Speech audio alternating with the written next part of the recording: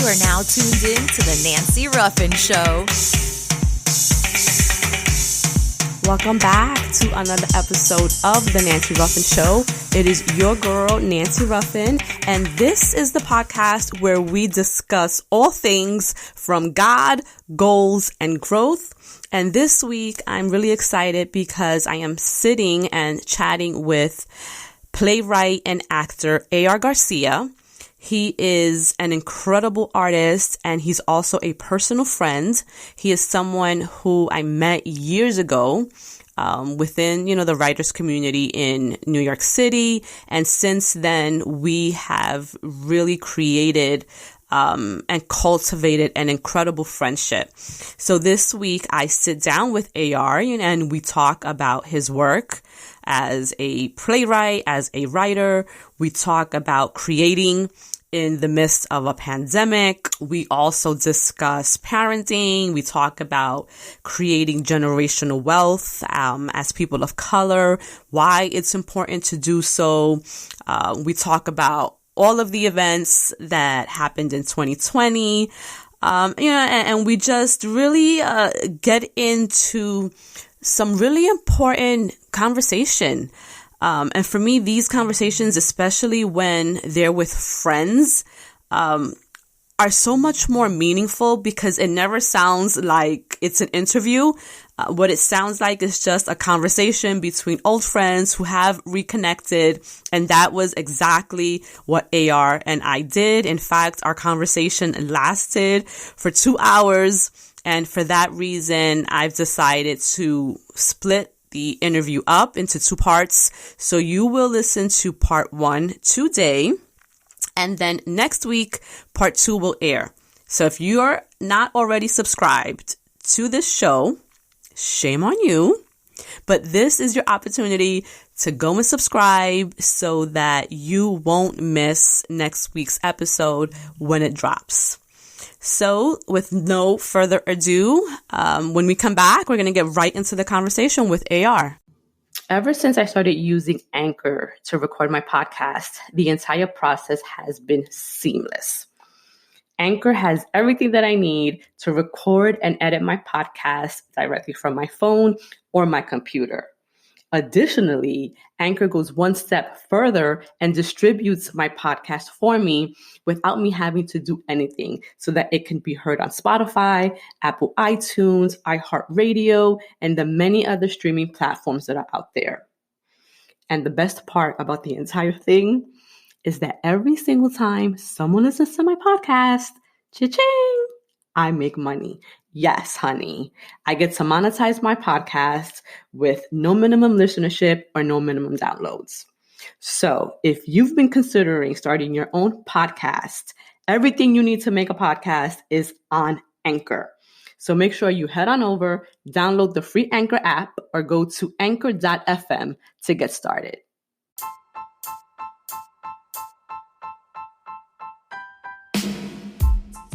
You are now listening to the one and only Nancy Ruffin. Welcome back, everyone. Thank you for joining me for another episode of the Nancy Ruffin Show. And I'm really excited about today's guest. A.R. Garcia is an incredible writer. He's a playwright. He's an actor. I mean, this man is an artist in every sense of the word. And he's also a father. He's a grandfather. This man, I mean, he juggles so many things simultaneously, but all in all, he's just really an incredibly dope human being. And I am just super grateful that I get to call him a friend. So A.R., thank you for being here. Thank you. Thank you for having me. How have you been? We were just talking briefly, and the last time we saw each other had to be definitely before the pandemic, right? So that was over a year ago. How have you been since then? Because we've been living in almost an alternate reality is what I feel like. Yo, I can't even believe that I met you in the Bronx, right? Yes, it was We it met was in during the the Bronx workday. for I lunch. was working and we ended up just meeting up for lunch. We met up for lunch and shot the breeze and everything and caught up. And that was over a year ago. This pandemic has kept us apart. Oh my God, everyone. Yeah, I mean, I've been good. I've been working, and I've been maintaining just like everybody else. I think it's been really hard, that that's no different for me. This pandemic has been torturous to say the least. Yeah, I know that you recently moved, right? Like, did you just move? Like, Bought a house. how, congratulations. Thank you. How has moving during a pandemic been? What's crazy? This pandemic was like life-changing for me. Yeah, for everyone. I mean, for everybody. Some people, it was life-changing in a good way because it kind of forced us to pause for a minute and to really think about what we want out of our lives, to rest, because some people were just like on go and weren't resting. And then it has been, not so good for other people. It's been a huge time of loss, like in so many ways. But I wholeheartedly believe that, when we lose things, like whatever it is, it just makes space, for other things, for other blessings to find us. So talk about that. How has it been life-changing for you? For me, I believe I was in a space where I had gotten into a space where everything was like routine. Mm-hmm. Like I was just, I was in a nice flow. A couple of years ago, I get out of a toxic marriage, and things start to flourish. I start to go on tour with my play. Like I get back into my artistry. But within that greatness, right? Like I get into a routine, and I kind of got comfortable in that routine. So I had found myself in a space where I was no longer moving any further.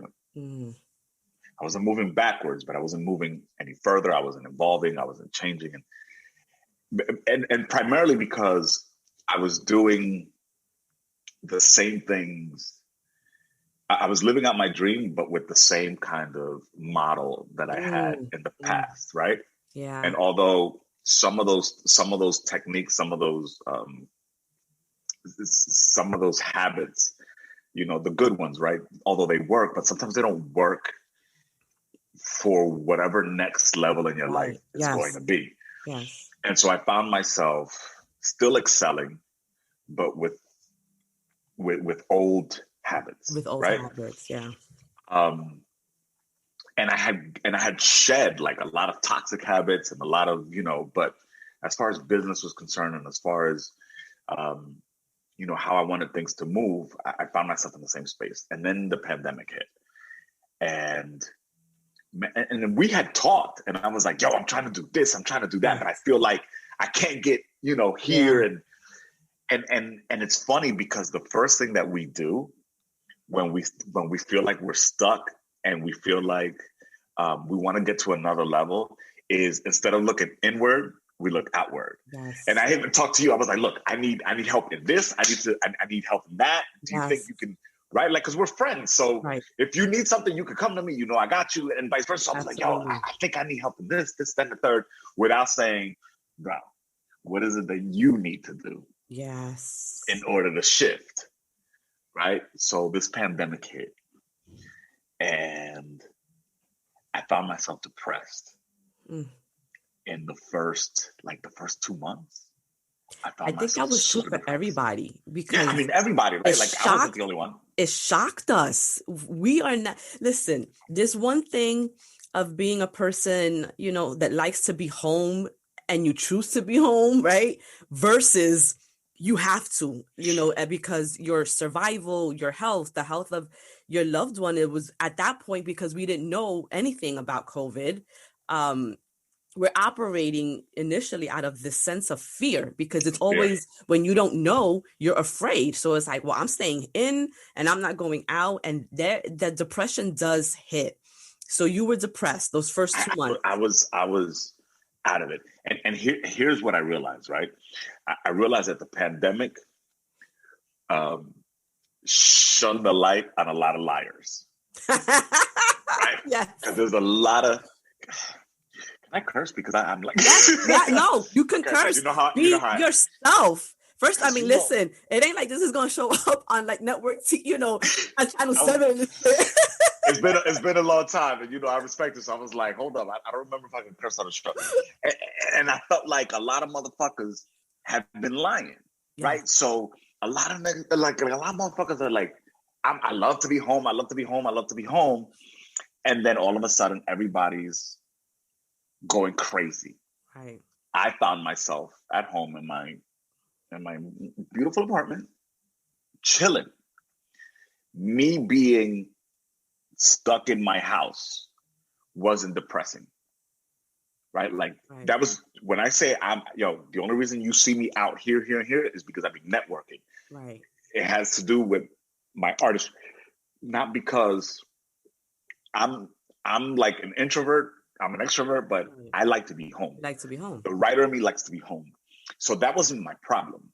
My problem was the uncertainty of what life had to come and where I fit in that space. How now could I create art? Right? Like how now do I create art? Right? So 2020 for me was the year that I left my 9-to-5 career, right? Because I was going on tour with She Hates Coffee.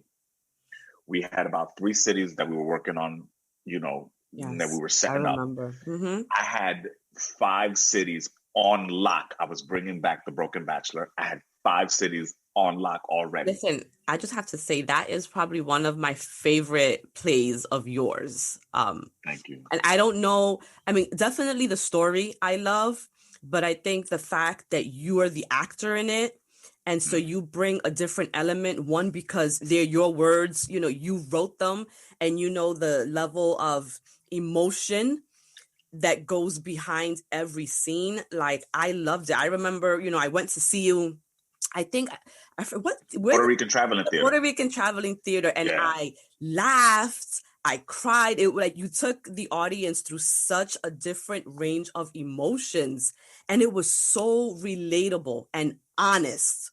And I love all your work, but it's like, for me, I think because you were the star of that, it just brought it to another level. So I'm happy that you were working on bringing it back, because I so was.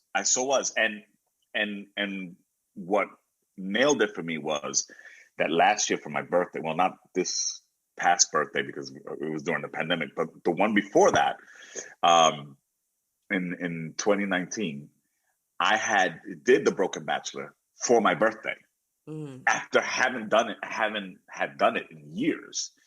And then so that solidified it with my producers, and we were like, okay, we're going to take it on the road. And we had locked down like 5 cities, and we were negotiating 5 more cities. So I was going to be touring for like the rest of the year. She Hates Coffee. I was going to star in She Hates Coffee. We were going to do it in Elizabeth, New Jersey, and I was going to star in it in Elizabeth, New Jersey. And then from there, I was going to give it back to, the other gentleman that plays it, and we were going to take it on tour. So and I have another play and another film that we've been working on. I have another play that I cannot wait to show the world.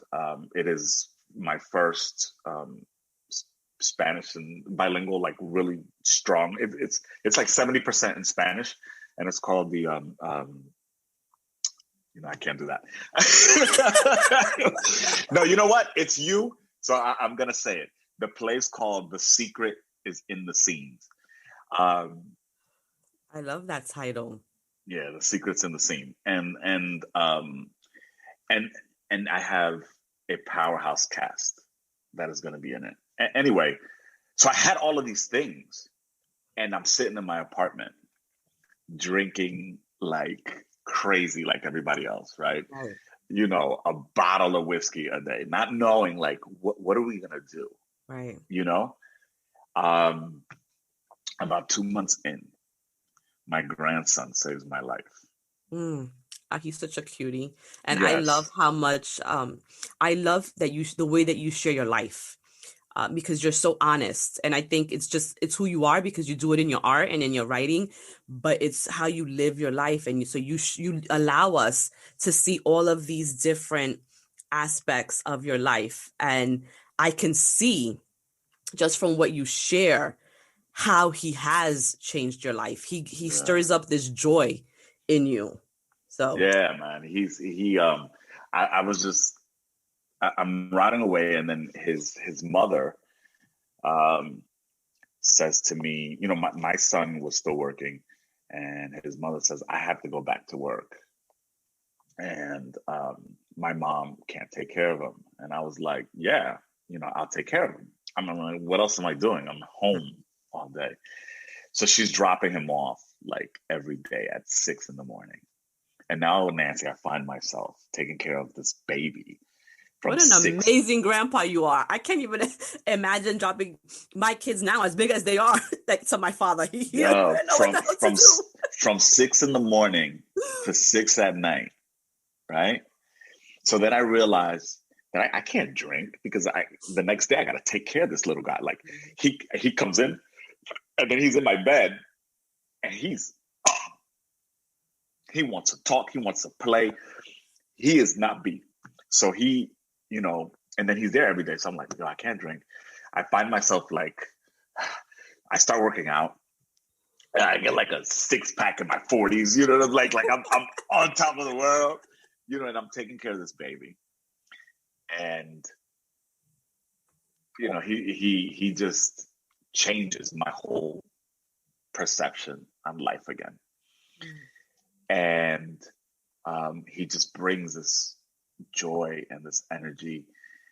And I taught him how to walk. I taught him how to eat solid foods. His first words were "papa," you know, so his mom and his dad were super pissed off at me. But hey, you know, I took care of him. That's what happens, you know, when they're spending so much time with grandpa. I took care of him through the whole pandemic, and you know, you know, I'm super private about my life. I've always been super private about my kids, super private about my love life, and so I start to decide to share the kids and this baby because he's so beautiful, and then he starts to get the wheels turning, and then I start to think outside the box, and I have She Hates Coffee on you know, digitally. Mm-hmm. And I never meant to use it to put it out or whatever. And I said, I'm going to bring theater. I can bring theater to people at home. Like I can legit bring theater. Yeah, because that was how I first saw She Hates Coffee. I was at home in my living room, you know, and it was a Saturday night, and I sat and I watched it. Yeah, and I'm having a conference call with my boy, and he's like a digital media manager in L.A. And he's like, yo, content is gonna be what's needed now. So whatever content you have, and I'm sitting there telling him, yo, I don't have no content. And he goes, you don't have that play on video? I was like, yeah. So we put it together, and I put it out. Yo, and it becomes a thing. And here I am touching people again during a pandemic. And people are hitting me up like, oh my God, you know, me and my husband saw it, or me and my wife saw it, me and my girl saw it, you know, like, you know, and I was just like, okay, so there is a way. Mm-hmm. And the only thing that you have to do is find it. But what you can't do is sit here and fucking sulk. Right. right? Right. Then George Floyd happens, right? And I get super fucking like angry. I mean, I had already been angry because, I'm an Afro-Latino. I Mm-hmm. grew up around white people. And the only reason I was quote unquote liked was because I was an athlete growing up. And, my parents, my mother is the strongest fucking Latina I've ever met in my life. And she's been a successful business owner for forever. My father also did well for himself. So, I went to private school and, I mean, not to sound whatever, but my parents had more money than some of those white people. Yeah, Right. you So had access, right. So it was, you were privileged, so you were exposed to, listen, I know that there's a certain stigma with the word privilege, but I think that a lot of us, in different ways have privilege. It's not always just wealth and money and monetary. right. If you go to school, in a certain area, you have absolutely. access, that is a certain level of privilege. And, absolutely. it's okay, to recognize it, but then it's like, okay, how are you going to use your privilege? Right. And so, exactly. And so it was like, how did you, so I grew up with them throwing like the little side jabs, right? But then they would come over to the house and it's like, we had a bigger house in them. So me recognizing those things quickly put me in a space to be like, you ain't better than me. Right. You ain't fucking better than me. So, and my father used to say, I remember I caught myself saying, oh, we rich. My father said, espérate. Tu mamá y yo tenemos dinero. Tú eres pobre. Yeah, spoken like a real Latino. Yeah. Yo, they will remind you real quick, like, you don't got anything. You don't got shit. We have. I got shit. We put you through school. The cars are mine. The house is mine. I was like, damn, Pa, like I thought this was us. Nah, when I say we, I mean me and your mother. Yo, it's funny because I tell my kids that, I tell them that now. Like, they try to say that they have, I'm like, you have nothing, girlfriend. Like, this house is mine and your dad's. The beds that you sleep in, we let you sleep on, but those are our beds. Like, your room is my room. And they looking at me like, what the hell are you talking about? I'm like, yeah, you have nothing yet, little girl. You got to work, for what you're going to get. Yo, so I buy this house, right? And the kids, they love it. And my 9-year-old son, he's here with me. The grandbabies are here with me this weekend too. But my 9-year-old son, when he first gets here, so I bought an obscene amount of land, right? And I'm saying it like this, and I'm saying it proud, because I'm a fucking Latino, and I work hard, and this is what we all should aspire to, right? Absolutely. So I buy this beautiful house. With the house comes 18.4 acres of land. Wow. Right. So this is like the first time I'm even mentioning it. Like I post pictures of like the backyard. Love it. The backyard that I post is mine. Right. So it's so AR is so important for other people of color to see what is possible. So many of us, grow up in environments where we don't see that. And so when you have, people on the outside looking in, they look at you, an Afro-Latino, a man that looks like them, that speaks like them, someone who hasn't, even with all your privilege, right? You still haven't had it easy. You still had to get up every morning. You have to go work. You got kids you got to take care of. You know what I mean? So the fact that you can share that and say, look, I did it. It gives the next person just a little bit of hope. Like, yo, if I really commit to this, like, I can do the same thing or something similar. And here's the thing, right? It's, my family, they worked hard for everything that they had, right? It wasn't like they came here and anybody gave them anything. Right. Just like any one of our people, right? My parents came here when they were super young. My mom busted her ass, open a business. It wasn't like I left my mom's house and she had an IRA Roth or whatever that she was giving me. Right. Like my mom didn't hand me a check and change. She didn't Donald Trump me, right? Like, Right. you know what my mom told me? You know what was my inheritance? My inheritance was go work hard. So, but you know what? I think that that's true for many of us because our parents, when they started, had nothing, you know? And so often, kind of like with your parents, like we can only like give our children, like it's like white people, they pass down, their wealth, but it's like after they die or, after they've amassed, millions and millions of dollars where you can establish trusts and hand that to your kids. And I know that for me, for the conversations that we have at my house with my family, we're always thinking about, well, how can we create things so that we can give our kids something so that when they start out in life, they're not starting out at zero.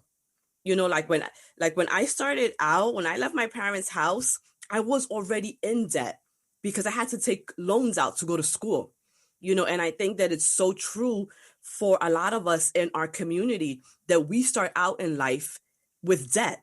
And that's not always true for white people. When white people start out, they start out with trust funds, or they can go to college and not worry about student loan debt because their parents are paying for it, so they can graduate and they can get themselves, into good jobs, into good careers, and they're starting off already, ahead of us. So the goal, at least for me, is I want to be able to create wealth, whether it's by, home ownership, where I'm buying property that I can then gift to my children. So like say, this is yours for you to start with, so that you're not starting out with debt, but instead you have something that is yours, and so I think what you're doing. That was my goal. Right. That was my goal, right? And so we don't have that type of wealth, right? Like, our parents didn't come here, and have anything handed to them, right? And so my parents didn't hand me over anything, Right. No wealth, no nothing, what they did instill me was how to go get it, how to go hustle. My mom was big on that. My mom called me in the morning. Si yo podía trabajar, tú podías trabajar. Right. And so what I try to instill in my children and pass down is first and foremost is knowledge, right? And the visual, you can do whatever you want to do, right? And buying this house and this property was really huge for me because I felt like it was going to set a precedent with my children, right? And my son, I remember him coming out, and he comes out onto the deck and he goes, "Dad, all of this this is all ours?" And I was like, "No." And he goes, "Oh, I thought you said all of it." I said, and I did the same thing my father did. I said, "No, motherfucker, this is mine. I'm gonna give you a little piece. I'm gonna give you a little piece and see what you do with that." But no, like the point was, if I have all of these kids and these grandkids, like now I have this land that they can have and that they can inherit. I ain't getting rid of this. I don't have to necessarily stay here, but I get to keep this land in my family. Yes. Right. Yes. And I can pass it over to them. And if I don't do anything with it, they can. Right. Right. And I felt like that's the goal. Okay, the house is beautiful, and I have 5 bedrooms and 3, but like all of that's cool. Right. But if they want, later on, they can demolish this shit and build something crazy or all live on the like they could do whatever they want to do. Right. And I felt like that was more important than anything else that I could do. Yeah. But getting back to the George Floyd thing, like that shit killed me inside, and I was torn about going to the protests, and because I'm taking care of this baby. Yeah. But then I also realized, like, most of these marches and these protests, this has to be powered and fueled by young people. Yeah. It's important. They have the strength, they have the numbers and the power. And what I need to do is be ready, willing to expose my wisdom, to expose my support, with my mind first, with my resources, and with my art. And I had this idea, and I create this, I had been having these conversations about our flag and about how displaced I've always felt in this country, and how different we are from white people, and how they have this innate feeling like this is theirs, but we don't. Yes. I was born here, and I don't feel like I belong here. Right. Yet I go to DR, and there's a feeling, and I wasn't born in the Dominican Republic, and I go to Dominican Republic. Shit, I've been to Puerto Rico and felt the same thing and felt like I was actually home. Yeah. Then to feel that in this fucking country where my mother birthed me, where my mother conceived me. Right. Right. And I don't feel that because the people around me, the people that I grew up with that don't look like me, have made it their life's mission. There's life's mission to make you feel like a foreigner. Make you feel like a fucking foreigner. Yeah. I was telling my daughters, I was saying, do you know what it is? I said, okay, we're Latino. We're not, we're not African American. I said, do you know what it is? The nerve of some of these white people to say, go back to your country, to Black people, to Latinos. And I'm like, first of all, we were in our country chilling. Right. You know what the nerve of motherfuckers to enslave a whole people, bring them here, treat them like shit for forever, enslave them all over again, then act like they don't want them here. Right. Well, we didn't ask to be here. Well, the thing is, they only want you when they can tell you what to do. Now, you want to be independent, you want to be free, you want to think for yourself, you want, to build for your family. Now for them, it's like, oh, they're taking what is ours, right? And everything that they didn't build, right? That they didn't, and I said, and I keep replaying these conversations. Then George Floyd happens, and Breonna Taylor happens, and I'm like, and somebody says to me,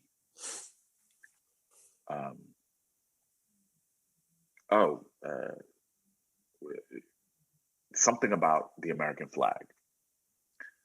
And I said, that banner, I've never felt like that banner has represented me at all. I said, and that banner comes from another banner, from a Confederate banner that was legitimately what racism stands for. And then I get this idea to create a banner of my own. And so I create this, I get into a whole new artistry that I never thought that I would ever. And I create this American flag, which is what I'm wearing right here. And you create that from like materials, wood. Right? Like I saw like wood and So it's incredible. So the banner has like 13 stripes, right? So I took 13 8-foot planks of wood, right? So the flag itself the original flag is 8 feet by 4.5 feet wide. It's a monstrosity.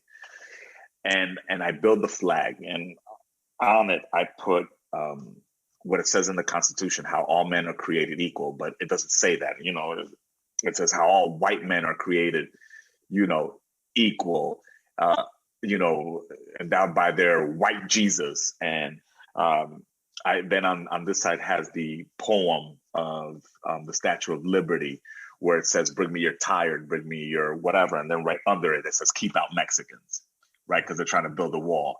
And I have Marcus Garvey down here, and and some other stuff. And then this wreath to represent the 13 stars of the colonies, right? But instead it's a cotton wreath with blood on it. And so it's real cotton. And I build this monstrosity and then I post it. And they get mad at me. But that's what powerful art does, right? Isn't that you wanted to stir up emotion? And sometimes when people are afraid of the truth, people don't like to hold the mirror up to themselves. And I think that is what artists in the history of this country, have done, through all of the major periods. That's when like really amazing art is created, because it's a reflection of the times, and people don't want that in their face as a reminder of all of the shit that is happening. And they got mad at me, right? Because it says America with the KKK on it. And I even had somebody say, "How dare you put the KKK on the flag?"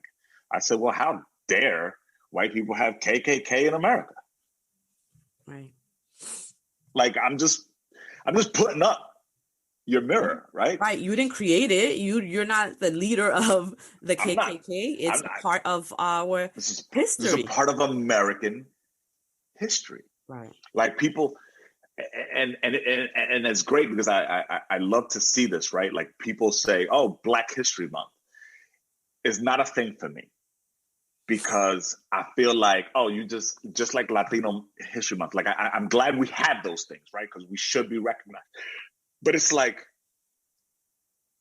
we're the hardest working, Blacks and Latinos are like the hardest working people in America. And you give us a month, and then all they want to do is highlight the atrocities that have happened.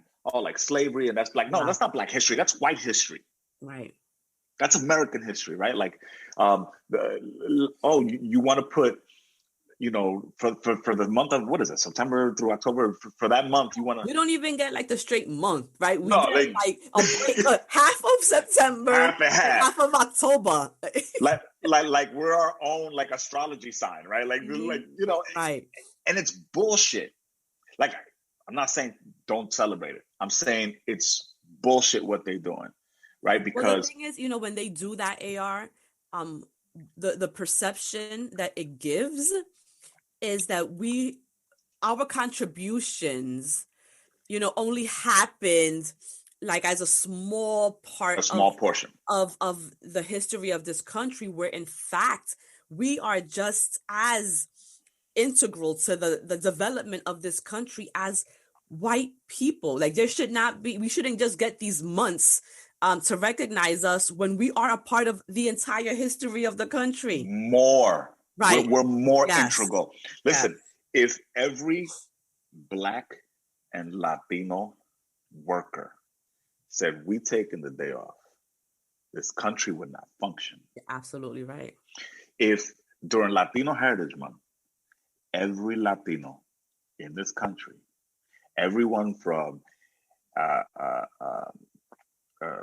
a senator to an orange picker, right, said, "I'm taking the day off," this country would not function at all. Right. You're right. All. The hospitals would be paralyzed. The entertainment industry would be paralyzed. The service industry would be paralyzed. That right there would, paralyze the entire country, because it's services where it is, in our would collapse the economy. Right. Immediately. Right? So what you're saying is you giving us this half a month bullshit to so you guys can feel special. We take care of your children. We service. We give you all of the ideas. Like, we are so integral, right? And so I create these flags. I created about 2 so far. I got another 3 that I'm working on. I created one that said America. I created one that says capitalism. I didn't even think that this was going to be possible, but my boy Charlie Vargas, he ended up acquiring it from me. My second flag. Like I didn't even get to like post it until he had already bought it. And I'm super proud. Like he also has a podcast, and he has it and behind him and during his podcast. But and then from that, I write this sort of like essay, and I put it out, and it was called "I Am Not Okay," and it was just me expressing my frustration about what was going on.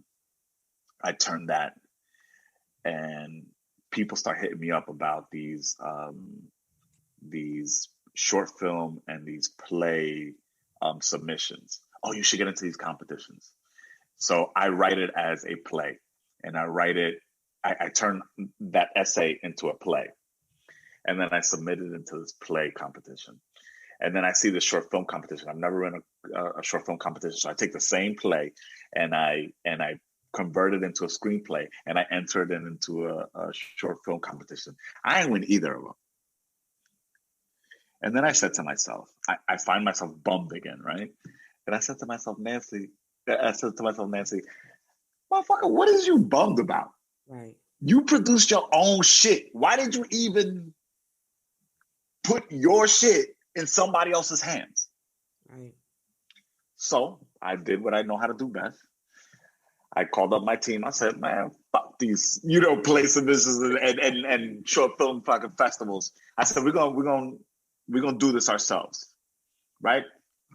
And I talked to my producers. They read the script, and they're like, how much? Let's do it. And I put this amazing, I put this amazing cast together. I reached out to Zuleika Velasquez, who's a Dominican director, very talented, very, very talented woman. And she read the script and was like, A.R, I'm on board. And the film is about these 5 guys that get arrested during the George Floyd protests, and because the jails are overpopulated during this time, they end up putting them in a precinct, in the basement of a precinct. And the film is centered around Latinos and how they view themselves as Black or not as Black. And so it's these 5 men is comprised of 3 Latinos, 1 white man, and 1 Black guy, and that's the conversation is centered around this Afro Latino, claiming and acknowledging, his African ancestry, while the other Latino is kind of like, I ain't Black. Probably. We ain't Black, and the conversation continues as the Black man is kind of like, oh, now you guys want to be Black, and this white guy in there, of course, just, you don't know whether he's pro-Trump or not pro-Trump, or, you don't know where but he's just kind of fed up with all of the bullshit, right? And then you have another Latino that kind of comes in and throws a monkey wrench. And I just, because it's been a conversation that happens in my own family, and just watching some family members that will accept, that, we have part of us that have African roots, and then some of them that just don't accept it. And that's a real thing in our community. And so I wanted that conversation, and I wanted to exploit it. I wanted to put us on blast for the reality of the conversations that we have, right? Because it's really easy to be on social media and be like, but we don't share how maybe you and the family are like this, and your sister's like, you ain't Black. You know what I'm saying? And yeah, I listen. Yes, I know exactly what you're talking about, because it's true. I think that is true for a lot of Latino families.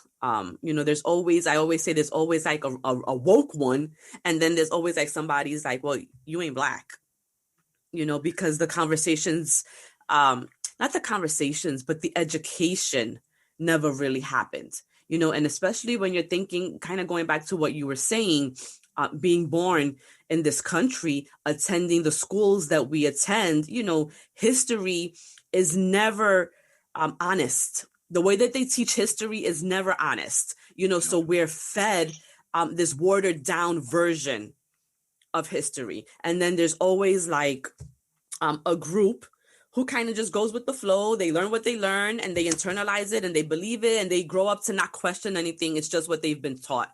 And then there's another group of us who, as we get older and start having certain experiences, and we're like, wait a minute, like this is not exactly what we've been taught about ourselves. And we start to question what we've been taught, and then we educate, right? Because the education about who we are, about our ancestors, about the true history, those are not the things that we're taught. And if we want to learn that, we have to educate ourselves on that. And I always think that shows up in different ways in families. So you have the ones who just kind of go with the flow. And then you have the ones who take it a step further and say, well, wait a minute, I really want to learn about my history, and not just American history in the way that it is taught to us in our schools. So that wraps up part 1 of my interview with A.R. Garcia. Make sure that you tune in next week for part 2. Thank you for being here. And if you enjoyed this week's episode, if you felt inspired, if you felt motivated, or if anything at all resonated with you, make sure to share. Share with your friends, share with your network, post your favorite quotes, tag us, all of that good stuff. I thank you so much for lending me your ears as you do every week. And until next time, mi gente, go out there and crush those goals.